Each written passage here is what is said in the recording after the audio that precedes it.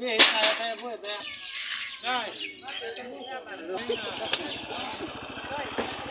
Friends, এদিকে দেখেন আমার পাঁচালি বাজারে কি একটা দুর্ঘটনা ঘটে গেছে। মানে এখানে আগে মানে ভালো ভালো দোকান ছিল, এখন দোকানগুলো মানে ভাঙ্গা দেওয়া হইতেছে। কারণ এখানে মানে একটা রুট এসেছে, তো রুটের জন্য মানে কি করতে আছে, যারা নাকি আগে দোকান দিচ্ছিল ওদের দোকান ভাঙ্গা দিতেছে। এদিকে দেখেন আমার দোষ কি বলতেছে, তো মানে দোকান পোহার ভাঙ্গা দিচ্ছে এই কারণেই, কারণ এখানে রাস্তা হবে একটা ভালো পাকা রাস্তা হবে, তার জন্য মানে রাস্তা সব দোকান পোহার ভাঙ্গা দেওয়া হচ্ছে।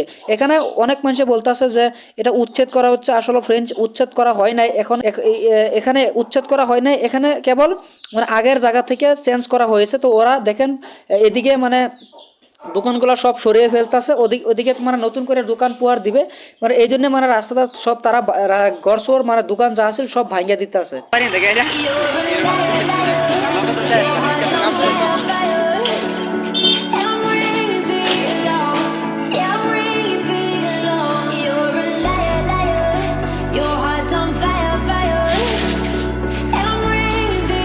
ফ্রেন্ডস, আমি যেখানে বসবাস করি আমার গ্রামের মানুষ সবগুলা মানুষ মানে খুবই মনের মানুষ, আরও একদম সহজ সরল, ওদের ভিতরে কোনো কিন্তু রাখে না। এদিকে এই সন্ধ্যে মানে আজকে আমার এই পাঁচালিতে আগে আগে এই পাঁচালি বাজারটা একদম একটা নদী আছিল, কেবল পানি আর বালি আছিল।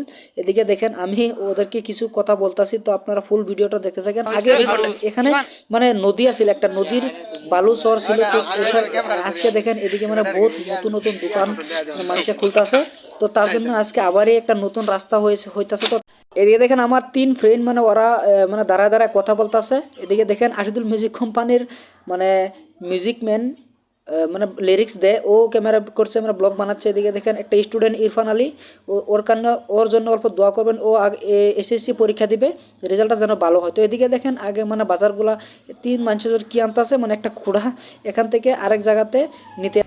5-10 বছর আগে মানে এই পাঁচালিটা একটা সুন্দর একটা বাজার আসিন না, কিন্তু এখানকার সুন্দর বাজার হয়েছে। তো তখন আসেন খালি নদী, এদিকে নদী গ্রামীণচল আসেন, তো খালি ভালো ভরা আসেন, ভরপুর আসেন। সো 5 বছর পরে তোমার আজকে গিয়ে মানে পাঁচালিটা একটা সুন্দর একটা বাজারও পরিণত হয়েছে।